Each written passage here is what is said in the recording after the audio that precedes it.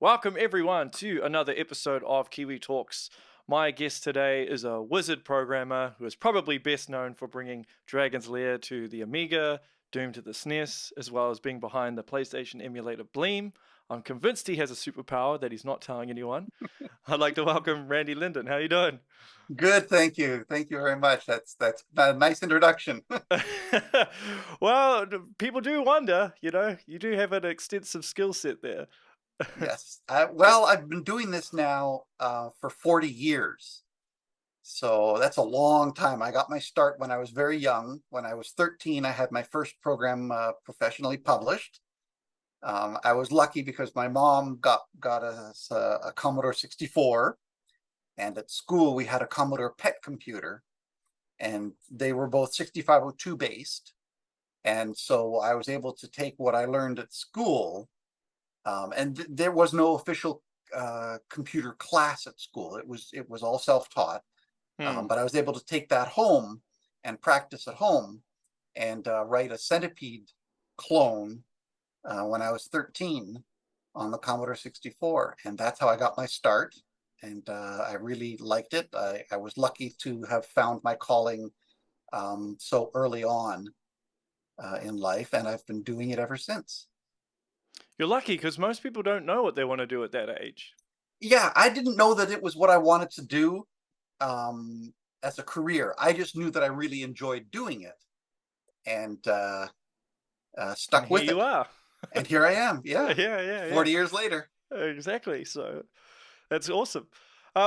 Just to switch things up a little bit, because I know you've talked Sure. about Doom extensively, but I thought as a bit of an icebreaker, and we have talked about this off air a little bit, but your experience with Zelda Breath of the Wild, right? Because Yes, you don't get to play video games much these days, and yet you've I put don't. 120 plus hours into it over the last few months.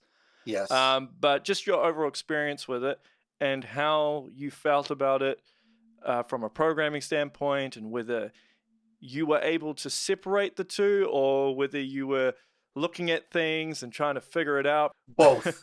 Both. Both. Zelda is as I've described Nintendo games, and Nintendo really seems to nail this. Their games are like an onion, where you peel back one layer and there's another layer and another layer and another layer, and you just wonder how much deeper you can go, and yet it just keeps on going. And I was both immersed in Zelda. I originally got it because Tears of the Kingdom was coming out, and all of my friends at work said, "You've got to play Breath of the Wild. It's really, really good." And now my favorite game up to that point was Super Mario Odyssey, which beat out Super Mario World from Hmm. the Super NES day. That was the last 2D platformer that I played. Um, and so I got Breath of the Wild, and I got a really good deal, and wasn't expecting it to be so all consuming of my spare time. And so in a matter of 4 months, I managed to rack up. I didn't even know that the Switch kept track of how long you played a particular title. Hmm. And for comparison purposes, Super Mario Odyssey, I think it said that I had played between 20 and 30 hours. Okay, and that's a And decent amount. and Zelda was 120 hours. And I was marveling at what they were able to accomplish from a technical level with the shadows and the graphics and the texturing and the level of detail, even like the blades of grass. And so I was looking at it from a technical standpoint, but also found myself slipping away into the world of Breath of the Wild because it was just so well done. The physics engine that they've got, and the interaction of the characters, and even some of the annoying side quests and shrine quests that you have to do. And by annoying, annoying because some of them require specific time of Ah, right. day, and some of them require you to stealthily follow another character and see where they go. And after having played Zelda for 120 plus hours, I've still only completed one of the ancient beasts. There's three, and then there's Ganon at the end, and I've only completed the very first one. So Wow. that should tell you how broad the game is. I got my money's worth without a shadow of a doubt. Oh yeah, I think you would have got your money's worth after the first 30 hours. Oh yeah, or less. Everything now is just a bonus. Oh, exactly. Yeah. And it still kept me engaged and amazed. And so yeah, it's absolutely one of the most spectacular things I've ever seen on a computer. Is there one particular standout moment? Or just one moment where you're like, how in the world did they pull this off? I'm thinking that yes, there is. The very first time it starts to rain and the lightning strikes and the screen lights up and the vibration motors whir, and I jumped because it startled me so much. The quality of the graphics and their special effects that they really paid attention to, I would have to say that really stood out as something special.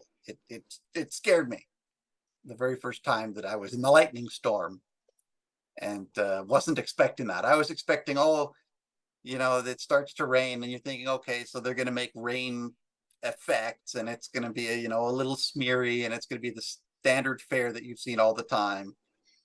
And then all of a sudden, this lightning bolt strikes really close by, and you can hear it, and the reverberation and the vibration motors go off. And yeah, when you're playing in portable mode, it really surprised me. Yeah. So with the programming aspect of it, were you just marveling all the time, or were you able to Yes. disconnect yourself fully? Because sometimes game developers, because of what they do, they just look for all the things that are wrong or the things they would have improved on, or just try and point out everything. So I'm just wondering, because it's rare for that to happen, right? Where someone can be fully disconnected from it Mm-hmm. and just be fully immersed in it without trying to work out, I suppose, how the sausage was made in this case. Yes, yeah. Yeah. I would sort of go between marveling at the graphics, wondering how they were made, coming up with ways in which to implement those graphics. Every so often I would notice there was a level of detail snap, off in the distance. Something all of a sudden snaps between two different levels of detail, Yeah. and you could see the graphics change. It was really well hidden in Breath of the Wild. I was conversely, as much as it was my favorite game until Breath of the Wild, I was a little more, I don't want to say underwhelmed, but I wasn't as surprised and impressed with the level of graphics in Super Mario Odyssey as much as I was with Breath of the Wild. Especially the first level, I thought that the fog effects, where they had the rolling sort of fog and the in the valleys where you sort of run in between, the hills, and there's valleys and there's fog and it rolls. You can sort of see the polygon edges there, and that doesn't really happen in Breath of the Wild. I don't know if they use the same engine or the same technology, or what groups exist at Nintendo these days. But I was much more impressed all around with the level of graphics that were in Breath of the Wild, and stunned that it's running on a Switch. I mean, that's amazing. So does that motivate you? You play a game like that and Yeah. you get charged up, I suppose, and you're like, oh, I've got to up my game here as a programmer. Yes, absolutely. That's like, oh wow, they did something. Like I said, that was a perfect example with the lightning strike. It's like, wow, they really made excellent use of the platform.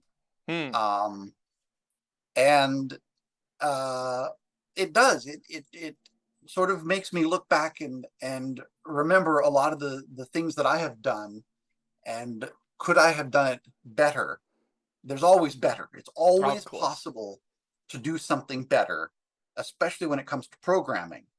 Um, and I am still impressed when people write their very first program, because it takes such a leap in the way that you think about things to be able to write any program. And I'm always impressed when people write their first programs. And it takes a lot for me to be surprised and delighted. Um, but Breath of the Wild really, this isn't a commercial for Breath of the Wild, No, it's just gone but this way. It's fine. it just really they really did everything so well that it serves as an excellent example of what happens when you spend a lot of time and you can really apply polish to that degree. It's very impressive. Yeah. Something else that's also impressive is obviously your Doom SNES port. Oh, thank you, thank you. You have talked about it extensively, so I thought I'd try Mm-hmm. and tackle this from a couple of different angles or touch on nuances that maybe haven't been covered. Yeah. One thing in particular was the rocket launcher in Doom Yes. SNES, right? It's Yes. buffed up more than the PC version. I'm Yes. wondering what caused that to happen. Was that Why? intentional and unintentional byproduct of something that you implemented or needed to change? Both.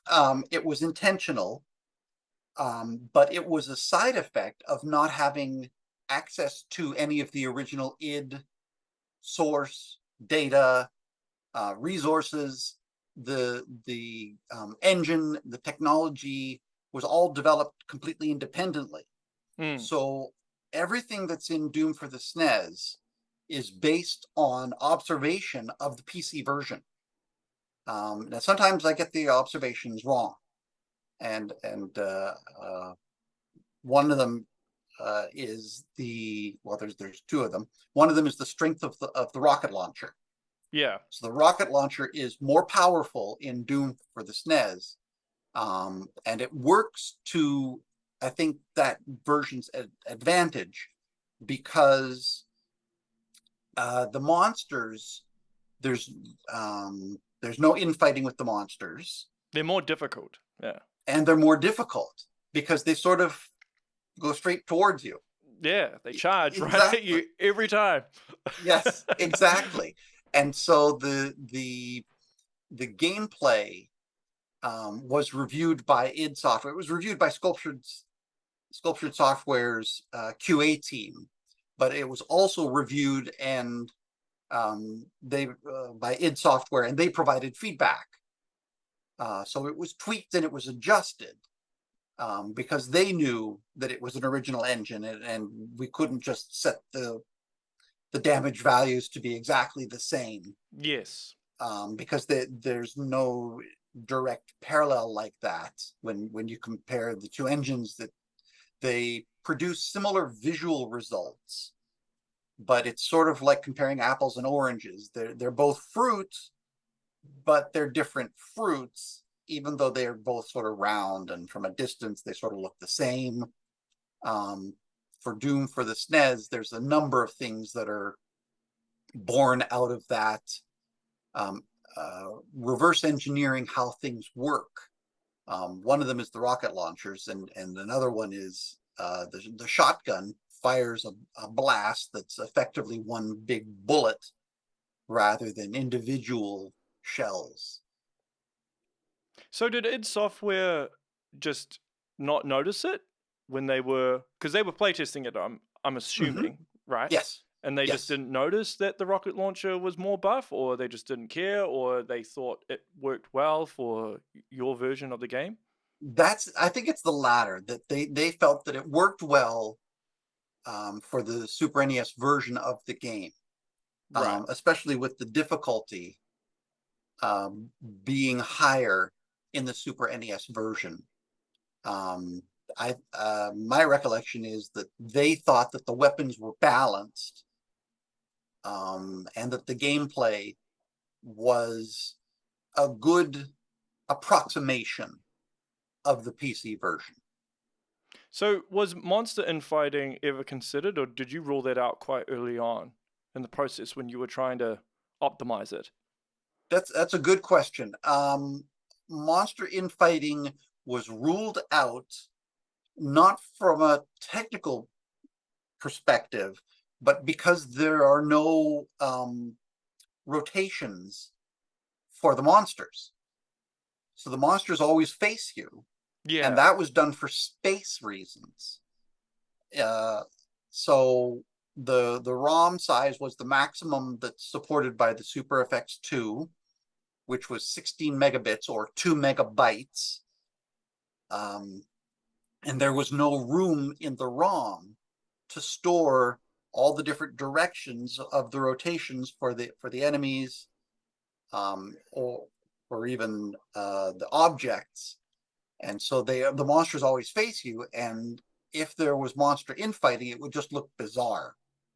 Um, like Yeah, the yeah. the the demons would, throw fireballs, and they would be coming out of the side, and it would just look weird. The two monsters that were facing you would be fighting against each other, especially off in the distance. So that was a non-technical limitation of the engine. It was a space limitation.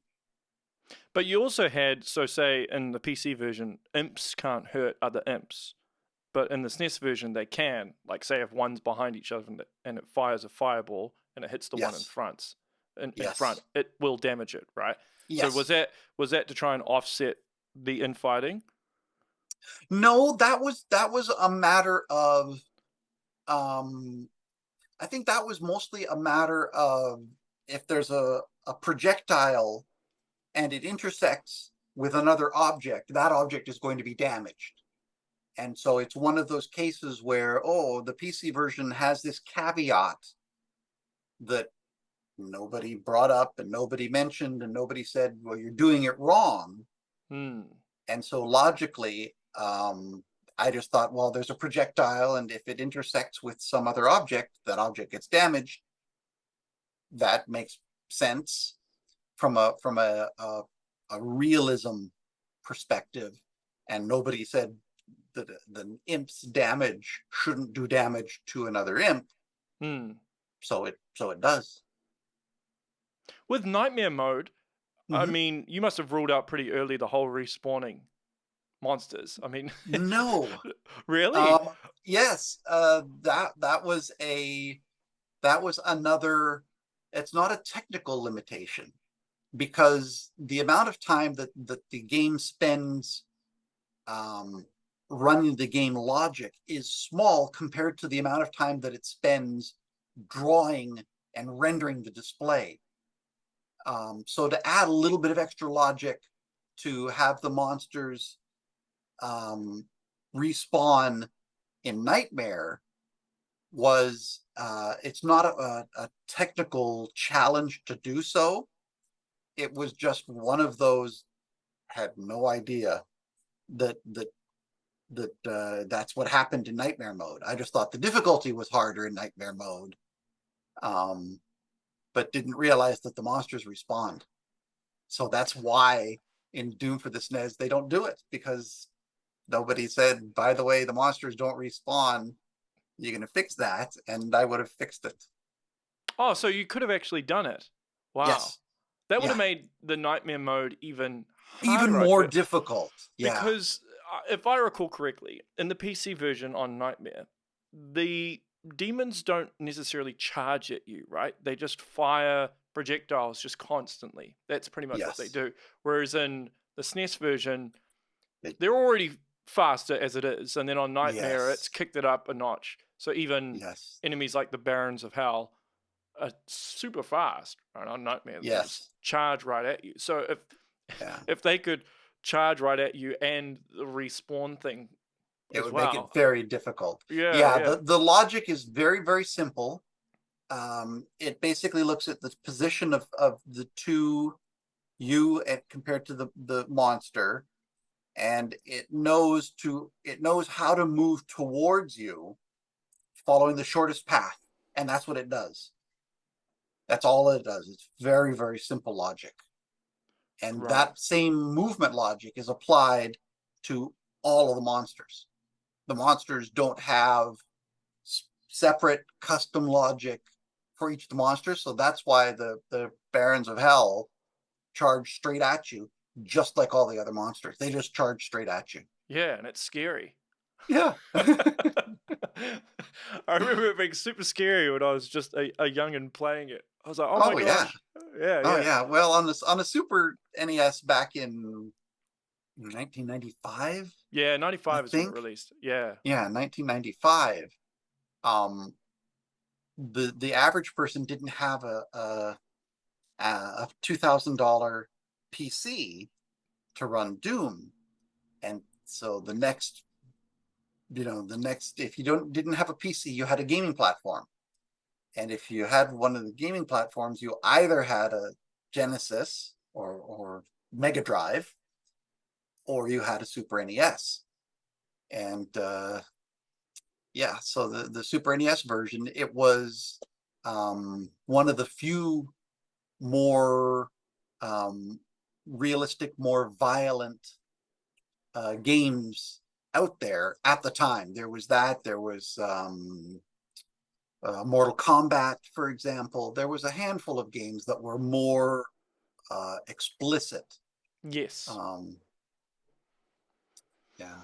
So obviously you were guessing everything when you were Yes. porting it, right? So Yes. what It about was the stuff? total guesswork. Yeah, yeah, but some of the stuff you actually can't see, right? Like you can't see the AI of the monsters. Right.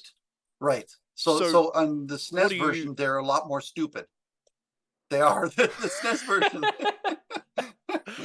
Like I said, the monsters basically don't have the same level of intelligence as they do on the PC version, and they just try and find the shortest path to get to you. They fire at you if they're a certain distance away. Otherwise, they use their hand-to-hand, their melee combat. Is that something you could have fixed if you had more time, or is it Yes. so? Yeah, so it Oh was a yeah, yeah. time thing. It was a time thing. Yeah. There was tremendous pressure to get the program done in time for the holiday season. Back then, if you weren't in time for Thanksgiving weekend, well, let me back up a bit. Thanksgiving weekend, Black Friday, as Yes, it's known, was the beginning of the big sales season that's for right. video games in particular. But back then, there was no such thing as digital downloads. Not really. I mean, there were if you were looking at PC games, but not for cartridges that had to be physically manufactured.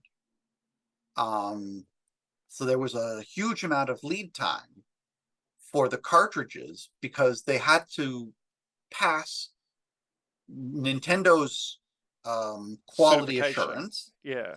and certification, and then they had to be manufactured. And the cartridges were for Doom for the Super NES.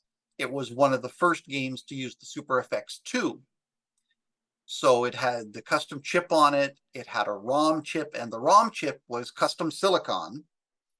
I mean, it's just a ROM chip. Don't get me wrong; it's nothing fancy, but it still had to be manufactured. And they had to place an order. They being Williams, or I think it was Imagineer and Ocean were the other partners. Yeah, that's correct. Yes. So they had to place their order for the manufacture of the cartridges, and the cartridges then arrived by boat for, well, huge ship, I think. Yeah. So there was this huge amount of lead time. And I vaguely recall presenting the game to Sculptured 6 or 8 months before we wrapped and we finalized things. So there was a lot of pressure. So how do you deal with that as a programmer that needs to be in the zone at all times? I mean, I'm not sure if you're doing intense crunch or if you're doing overnighters to try and pull this off. I'm not sure if that was the Both. case.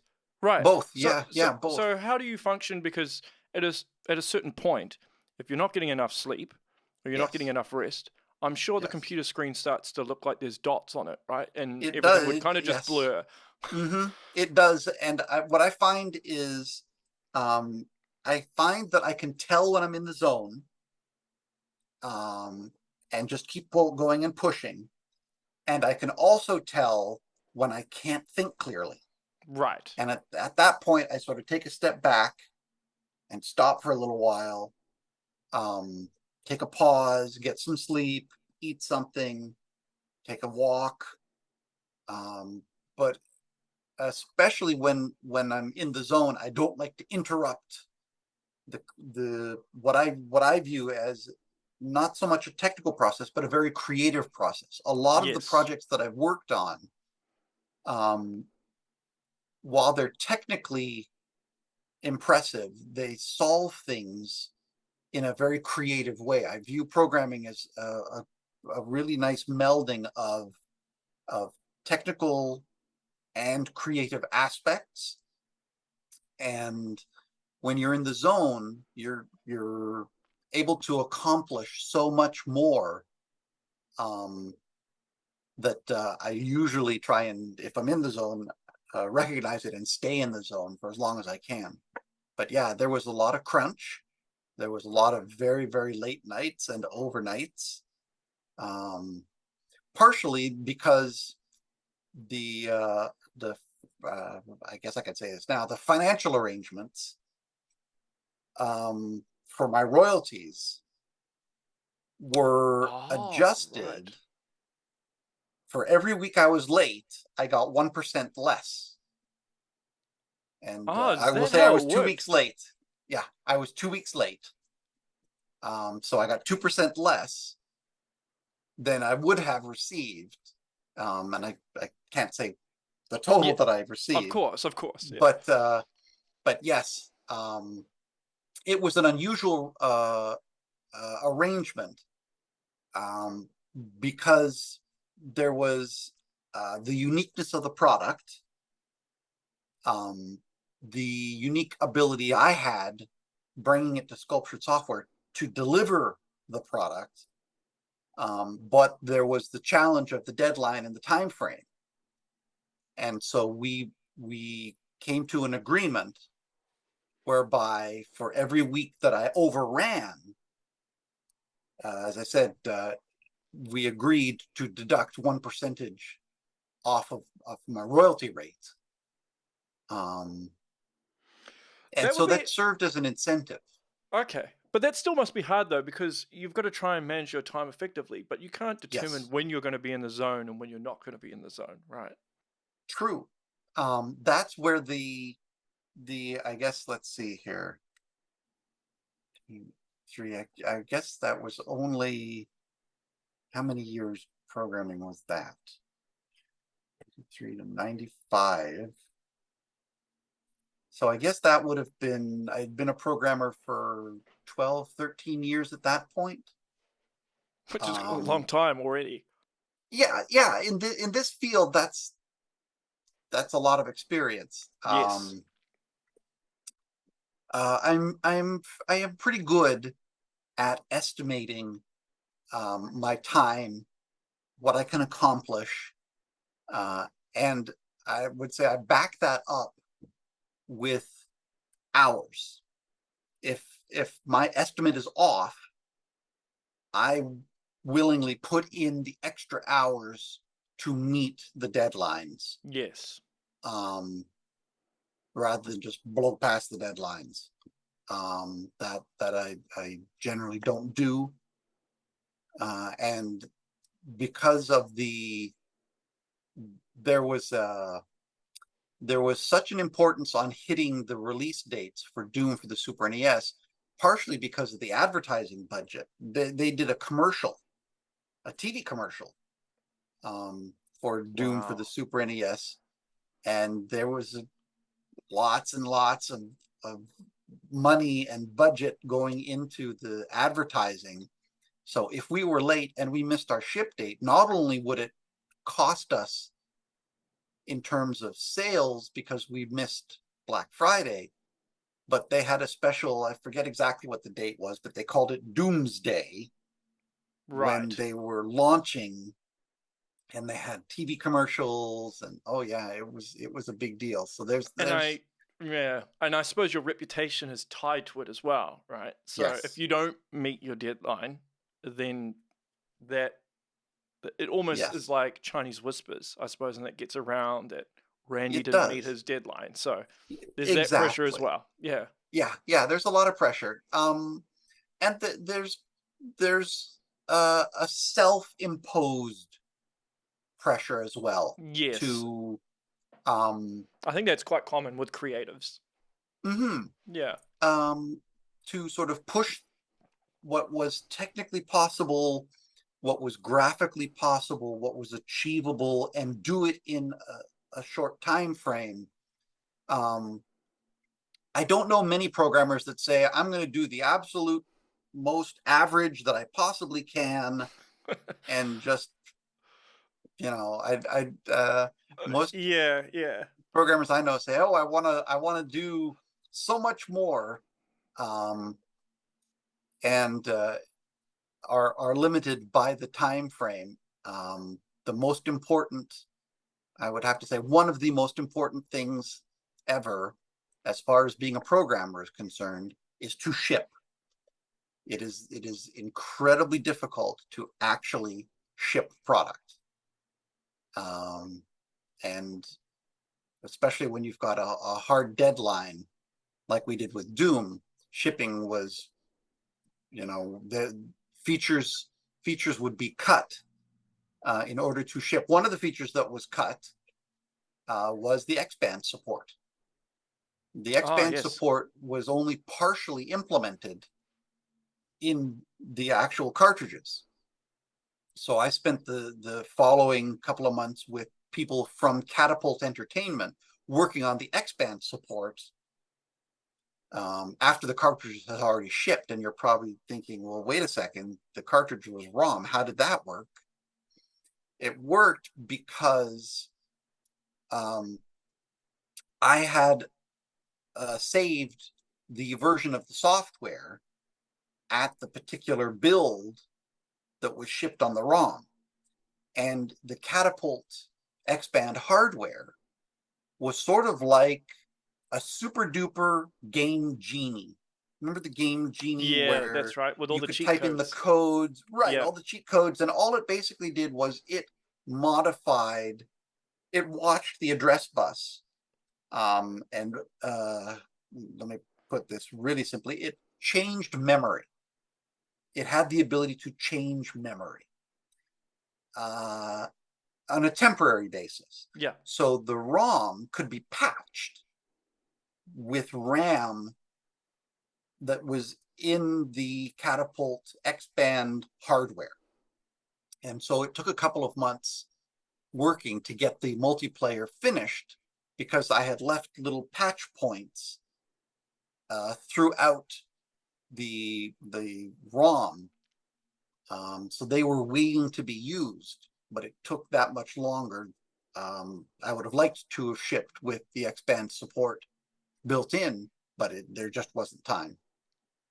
So you're known in the industry as being a lightning quick programmer. But I suppose, how do you balance the whole quality versus quantity thing, right? Because if you're doing Yeah, stuff very quickly, then usually the quality gets compromised. Usually. Sometimes you can get that balance right. And you're obviously very good at that.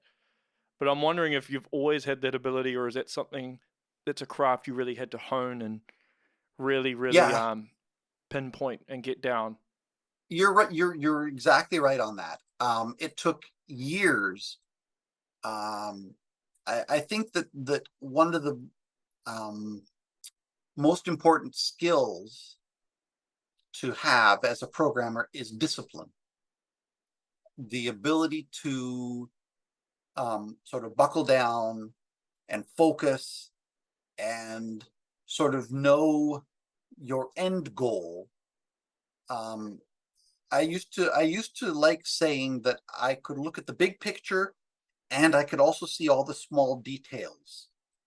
And that's true, but it requires a huge amount of discipline to be able to break things apart into small enough manageable pieces so that you can program them. And practice, I think, is the flip side of discipline, or the complementary aspect of discipline. It took a lot of practice to be able to write code quickly and lots of it and get it right.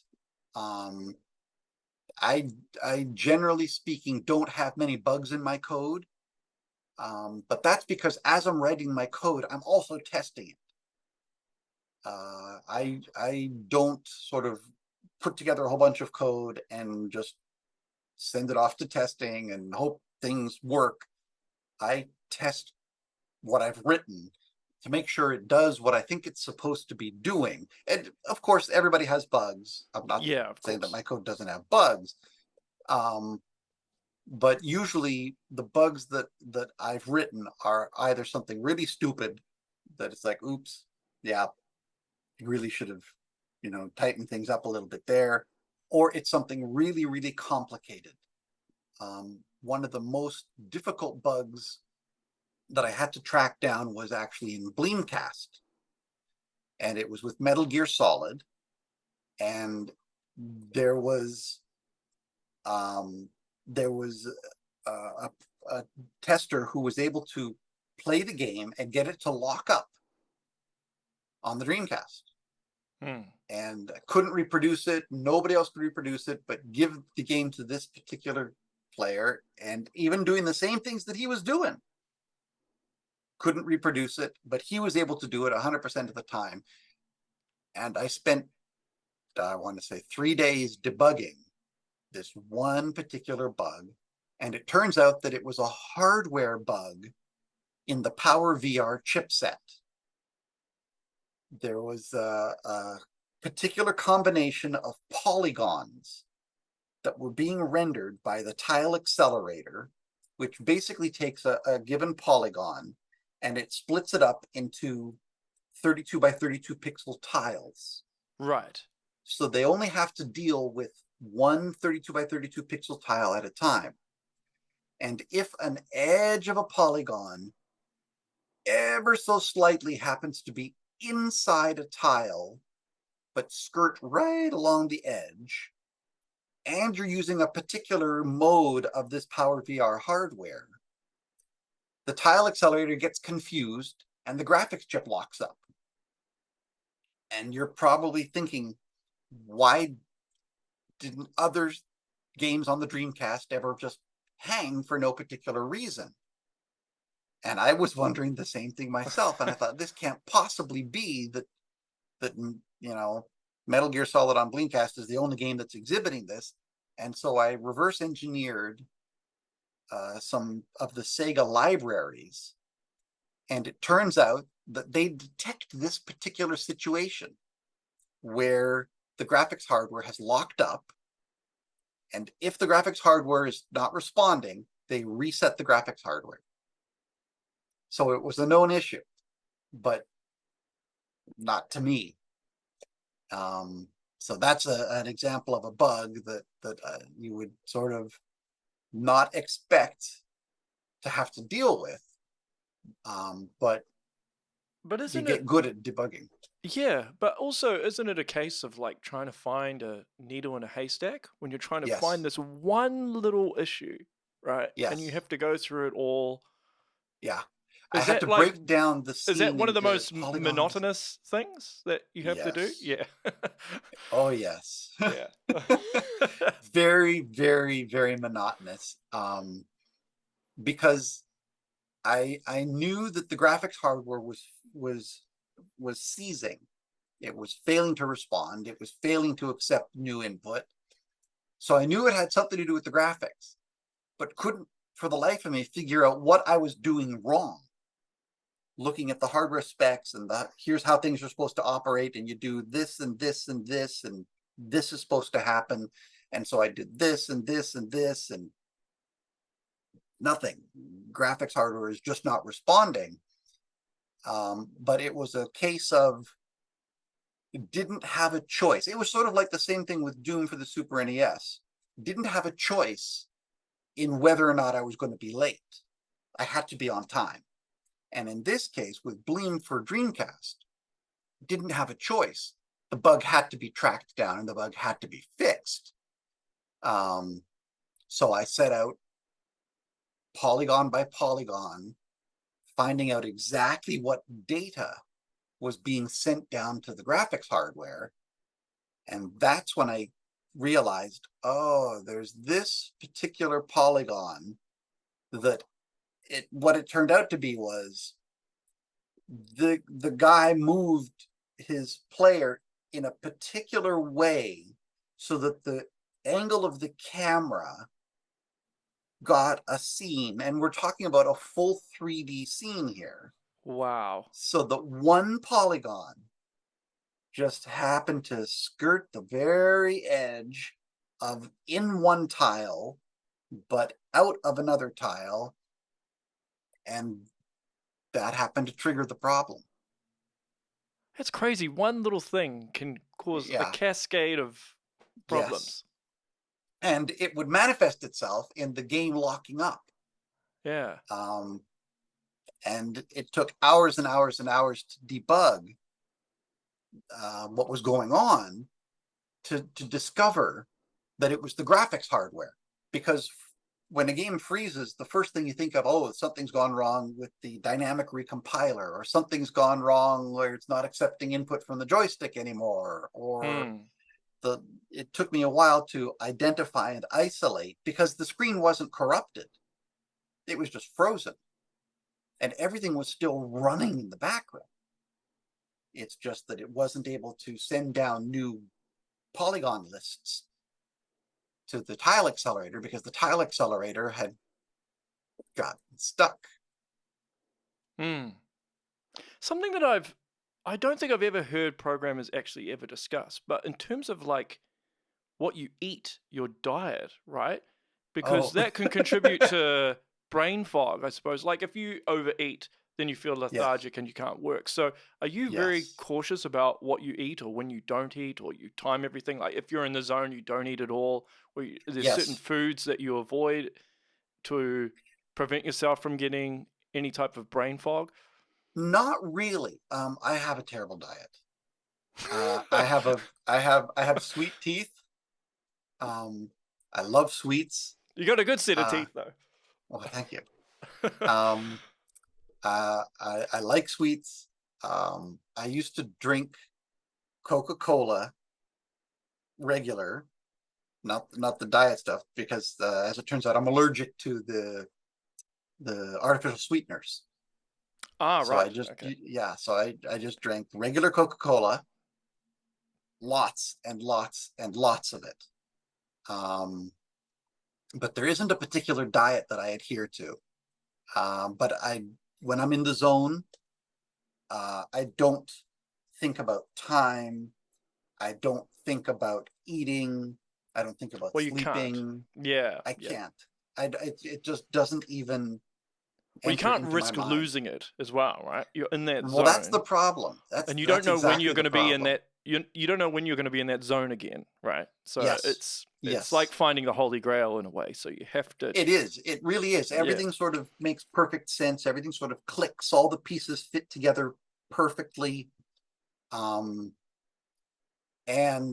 I've found that with practice, the more you practice, the more frequently you end up in the zone.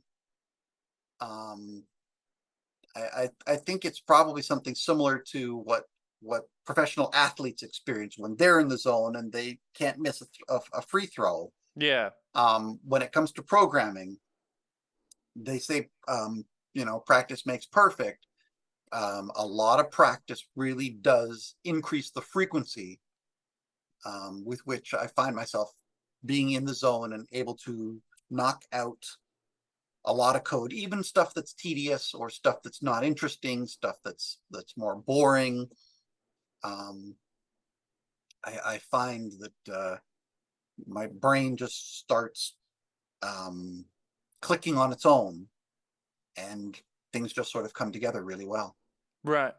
So what do you focus on first in terms of programming? Like say with Doom SNES, right? Is optimization like right at the top? That's what you focus on first, or are you more about getting your hands dirty and just getting in the midst of it and then trying to work it out from there? Like, do you have a structured template that you follow, or is it kind of a case by case basis? It really is a case by case basis. With Doom for the Super NES, the first task was to render the graphics. Well, let me back up. That's the second task. The first task was to understand the data formats, because I had the PC version, and there was the unofficial Doom specs, which sort of broke apart the WAD file, and here's how all the data pieces from the WAD file are assembled together into one large package. So the first step was finding that information, using that information, and I've often said that we stand on the shoulders of giants. We absolutely do. Mm. Everything that I do has been based on all the experts and all the innovators and entrepreneurs that have come before me that have made it possible for me to do the kind of things that I do. So I used the Doom specs. I wrote a tool that broke apart the WAD file into all the individual components. And then I set about writing a rendering engine.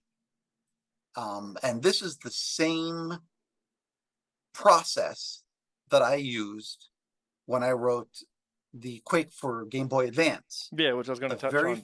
Yep. Oh, but yeah, yep. very We can go first into that later. Yeah. was to write the rendering technology.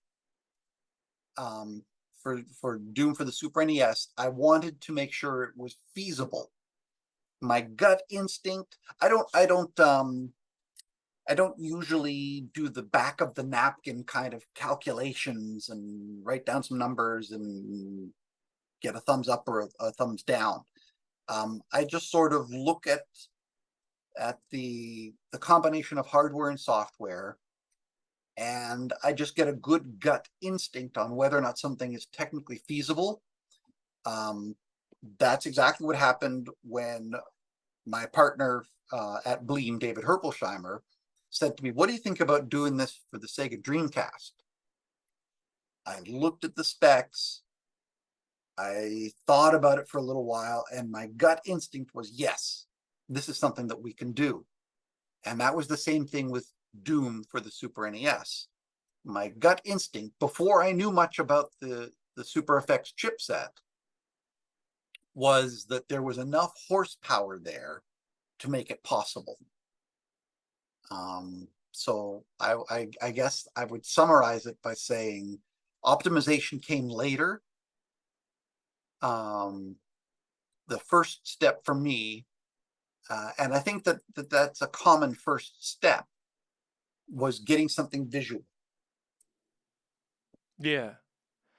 Do you get, like, if you see online that someone says, "Oh, a port to this game wouldn't be possible," does that fire you up a little bit and you're like, "Oh Yes. no, it can"?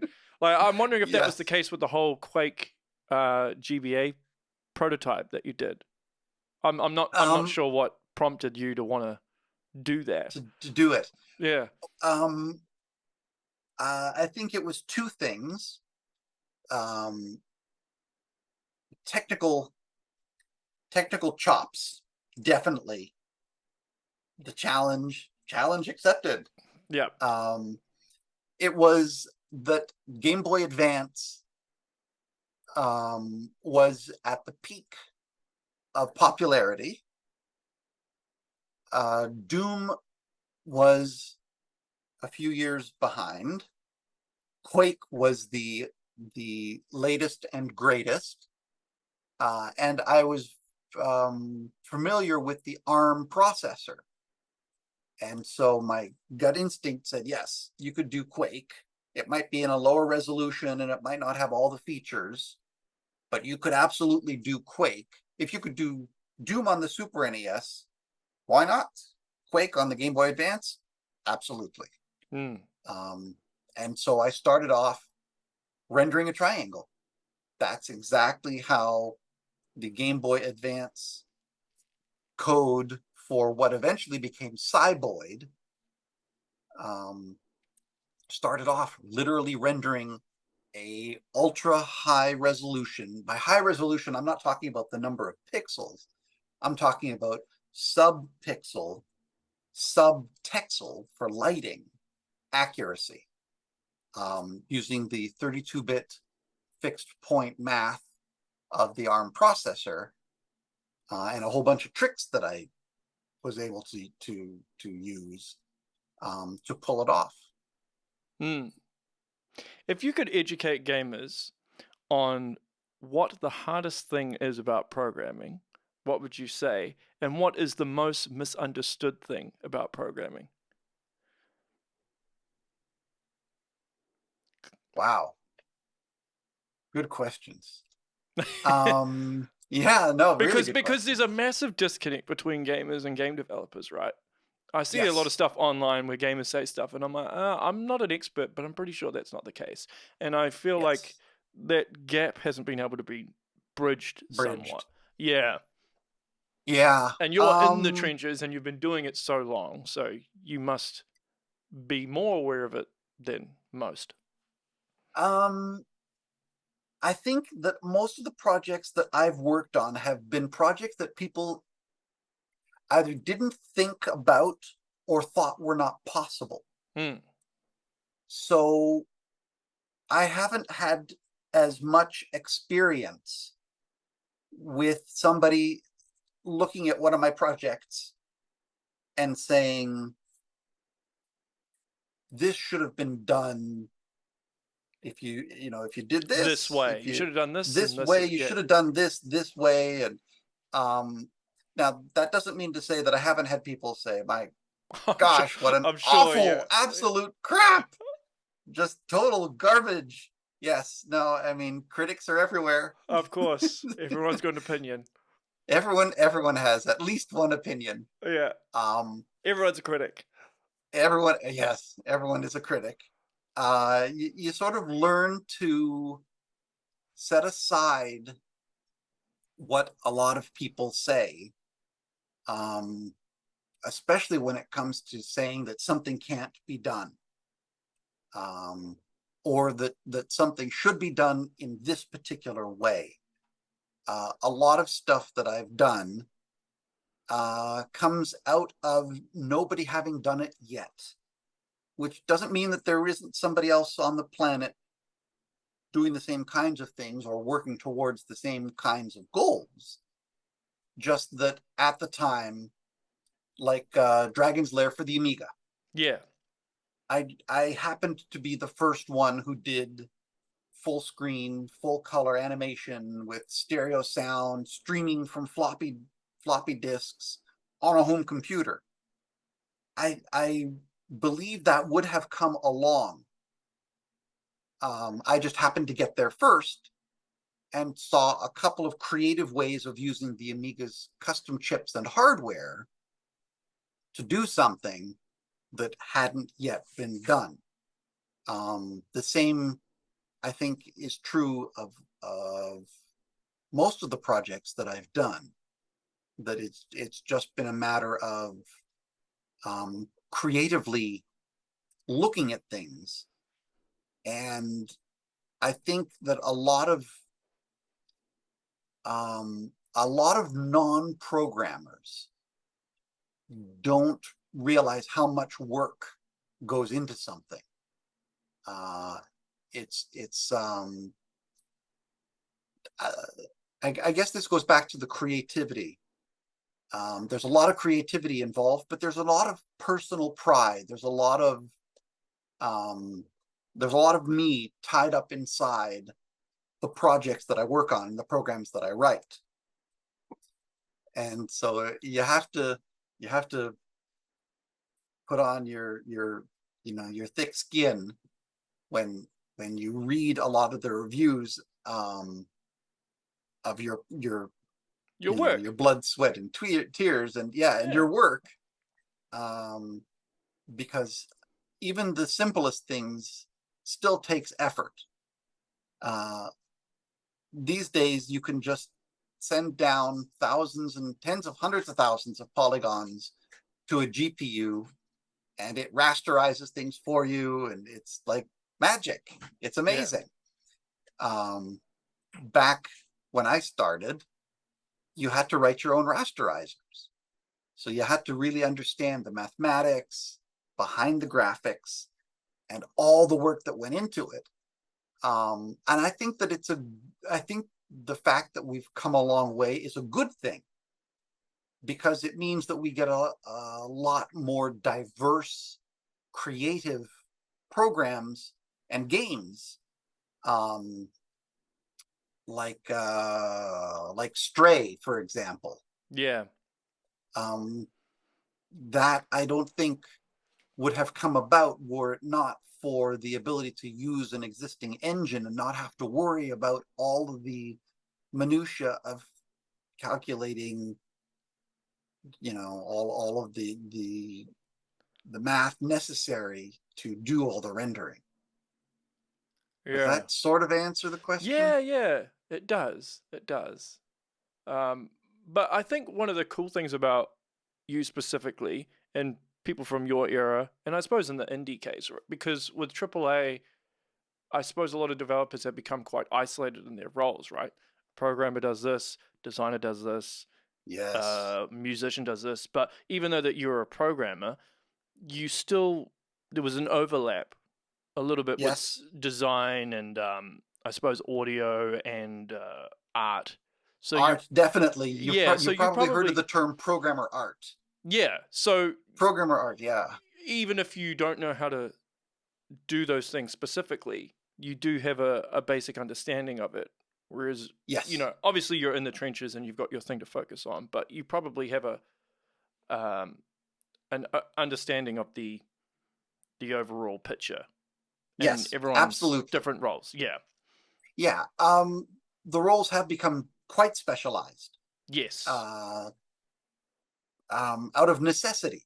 And I think part of that is the disconnect between developers and non-developers. The sheer amount of work and the diversity of talent that it takes to make a AAA game, it's staggering. Yes. Yeah.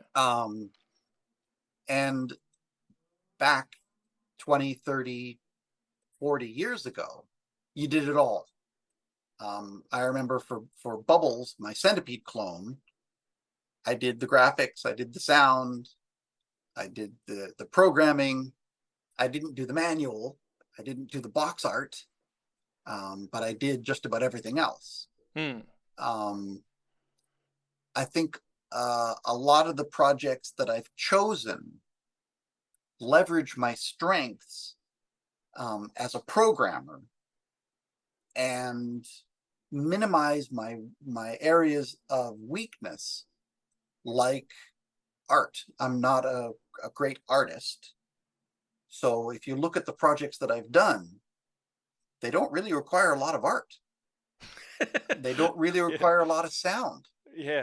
And for those that do require art or sound, the art and sound already exist, like Dragon's Lair for the Amiga. Yeah. There was a lot of art that was required. So what I did was work with a team of people who touched up the digitized still frames. That's not something that I have the capacity to do. I mean, I could do it if I was pushed to do it, but my strengths lie elsewhere. And so it was better to get artists to do the artwork. And I think the same is true these days, much more so, where you've got multiple different disciplines within art. You've got riggers, you've got background artists, you've got environmental artists, you've got character modelers, you've got, you know, dozens and dozens and dozens of specific art disciplines, and that's just art.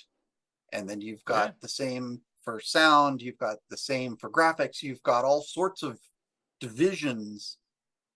And I don't mean divisions in a negative way. I mean, you've got all sorts of specialization when it comes to graphics and rendering and technology. And then you've got people who are experts at physics and AI and pathfinding and all sorts of things. And when somebody, I hear people say, "Oh, it's a $70 game," and $70 is, don't, you know, $70 is $70. Yeah. It's not an inconsequential amount of money, but I remember games used to cost $60 to $70. Now that's Canadian, but that's back when Super Mario World came out,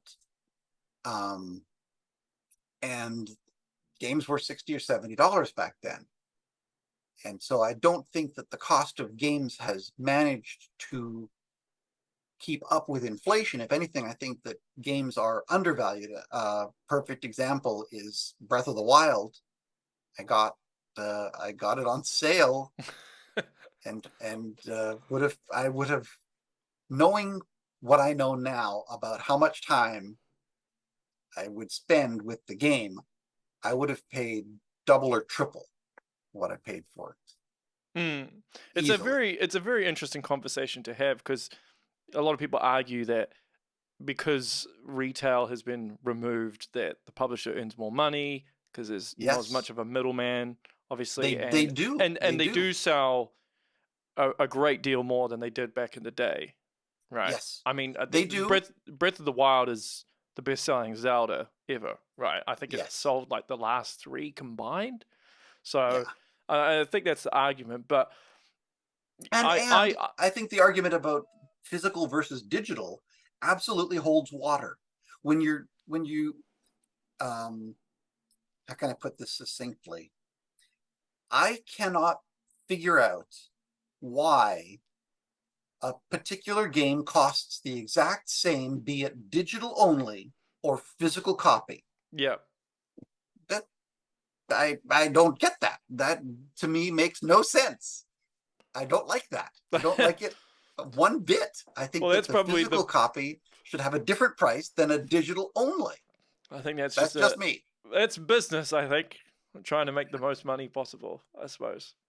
Well, Yeah, yeah, but it I doesn't guess. seem reasonable. It doesn't No, it seem isn't. It fair. isn't reasonable.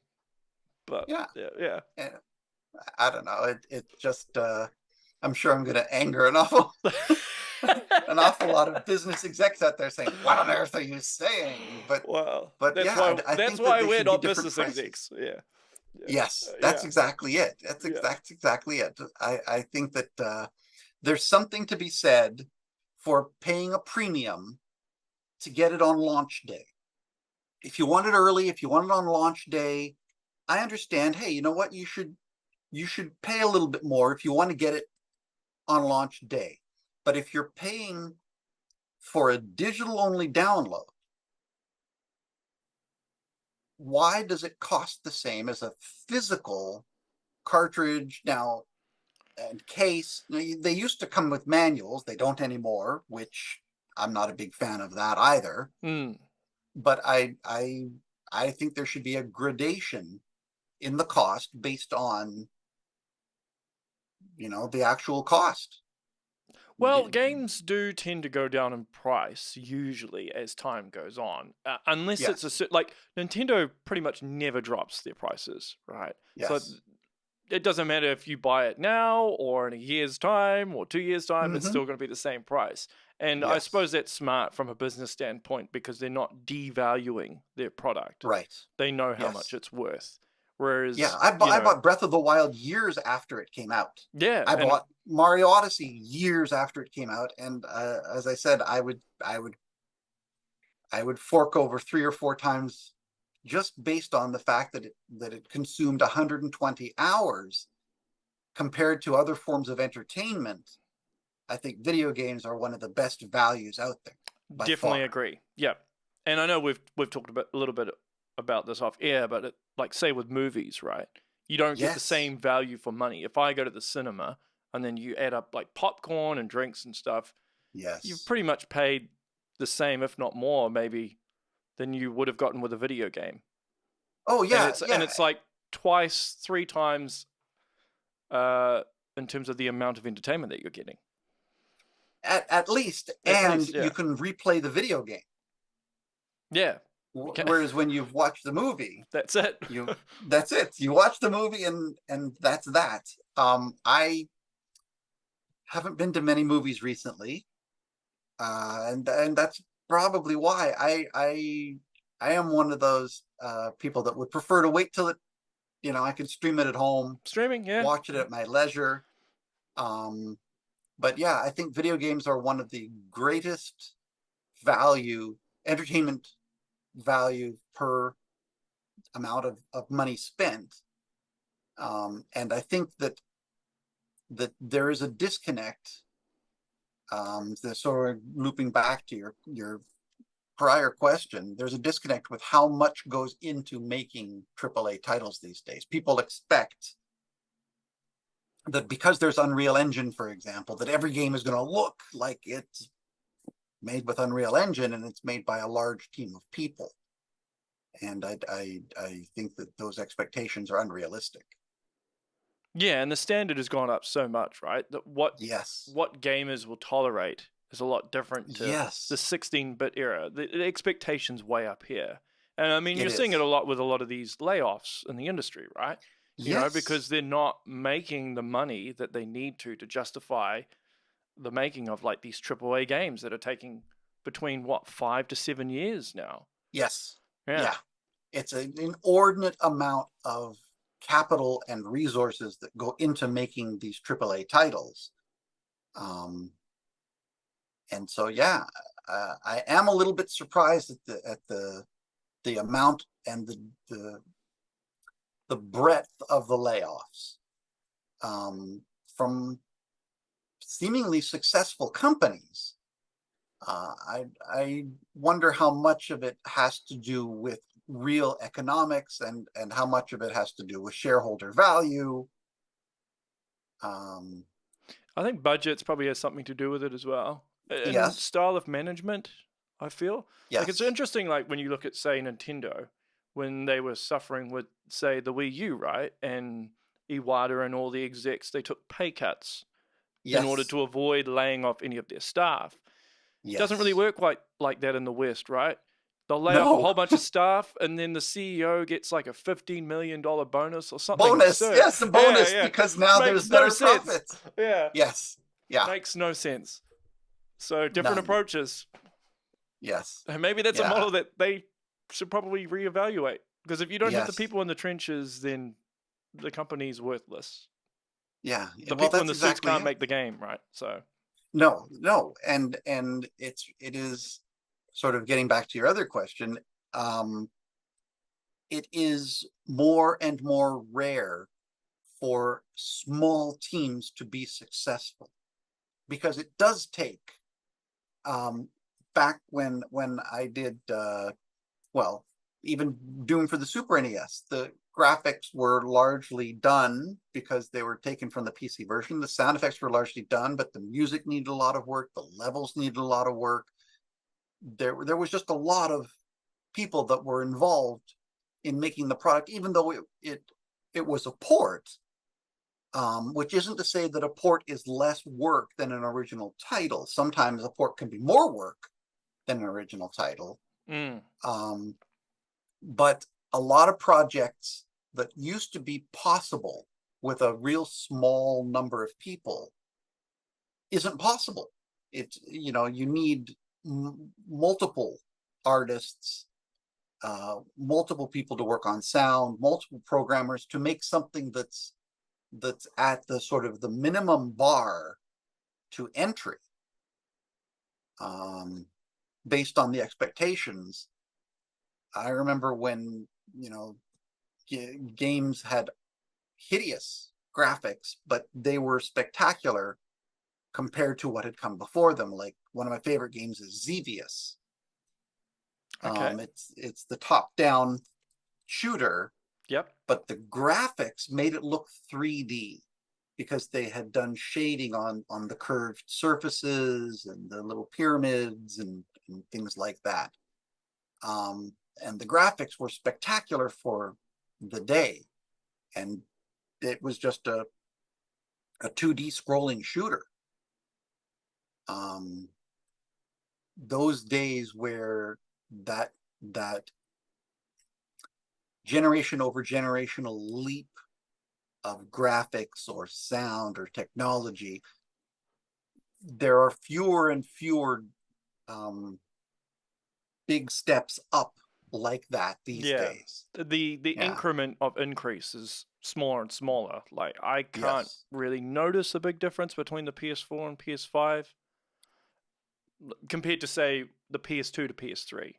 That was a Yeah, massive jump, right? absolutely. And you know, to use Breath of the Wild again, it's like the level of graphics and the fidelity and the character animations looked awesome to me, even though it's a Switch, and the Switch is less powerful than a PS5 and less powerful than an Xbox Series S or X, and yet 120 hours later. Yeah, yeah. And I suppose that comes down to graphical art style as well, right? Between, say, Yes. stylized versus realistic, because that does play a Yes. part. Absolutely. Yeah. Absolutely. Final question before I wrap up. Sandy Peterson talked about how he worked on some of the levels of Doom SNES, which is not the case. Is I think he's getting To my recollection, yeah, I think he's getting the Super NES version confused with the Jaguar version, yeah, because which can easily happen. yes, I'm sure my when you've worked on a game that was that long ago, details blur. yes, So my you can recollection is that Sandy Peterson may have reviewed the levels, but the actual level editing was minor. It was done at Sculptured Software. We really tried to keep the fidelity of the geometry, the detail of the levels as much. It was for two reasons. One, I had written a tool that basically took a Doom level, and I released it on my GitHub, along with all the code for the Super NES version of Doom. So people can see exactly what I had at the time. And it would take a level of Doom and convert it to my engine's formats. But there was no editor. Now, there were public domain editors that were available at the time, and that's what was used to edit the level, but the level edits were minor. We largely left the levels untouched, because A, it was simpler, B, level editing was done, as I said, using a community developed tool that wasn't, you know, apparently nearly as powerful as the one that id Software had, which we didn't have access to. And I think Sandy Peterson or somebody at id probably reviewed, because I know that we sent versions to id for approval, but to my knowledge, he wasn't involved in the level editing, you know. So for example, right? So in the Shores of Hell, there's one level, E2 M2, which is E2M3, I think, in the PC version. But because you'd cut out E2M2, which I think had a secret exit, you had to implement it. So we had to add the secret exit to another level. Yeah, so you added in that room, right? Yes. Do you remember who added that? My guess would be that it probably was John Coffey. Right. Mr. John Coffey. Yes. Like the drink, only not spelt the same for Green Mile fans. That is correct. John Coffey knew, at least as far as everyone at the office, and Sculpture Software was a fairly large, as far as developers go, not large compared to developers these days. Yeah, but back in the day, it was pretty large. Back in the day, it was large developer. And John Coffey knew everything there was to know about Doom. If ever I had a question about how something operates, about any of the levels, about the placement of the objects, John Coffey knew all of it. Absolutely all of it. As a matter of fact, John Coffey once made, at one point, a number of edits to the levels. He had changed the placement of some of the objects and some of the monsters, and changed a little bit of the geometry to make it play better on the Super NES version. And we sent it to id Software and said, what do you think of this? And they were having none of it. They said, yeah, absolutely not. We want the levels to be as close to the PC as you possibly can. So, which I can understand. Yeah. That's their area of expertise. And so for that reason, along with all the other ones, we pretty much, one of the changes I know that was made was because of an engine limitation, and that is the metallic grates, where there's areas that are solid and areas that you can see through in one texture. My engine doesn't do that. My engine doesn't have the ability to render textures that have solid opaque areas and also transparent areas. So where those grates were in levels, they were removed. But other than that, the geometry editing was really, really minimal. Cool. Well, hey, Randy, I will wrap up there. This has been an amazing privilege. Thank you for allocating me your time. My work pleasure. Time, family time, probably a mixture of both. Work time and family time. Yeah. It was a lot of fun. I'm glad that I was able to answer your questions. Yeah, thank you so much for that. If anyone wants to keep up to date with what you're doing, is there somewhere where they can go? Social media? They can reach me as at Randall, Randal Linden, Linden on Twitter, or they can go to randalllinden.com, and that's a link tree which has links to my social media and stuff like that. I will say as a warning, I don't post a lot. It's probably a good thing. Yeah. Yeah. All right. Well, that is the show, everyone. Make sure you share, like, and subscribe, and keep up to date with all the work Randy is working on. Jurassic Park, that's the one that's coming next, is it? Yes. Yeah. I'm working on the Steam version, as a matter of fact, of Jurassic Park, and get back to it as soon as we hang up here. Yeah. Cool. All right. Stay safe, everyone. Bye.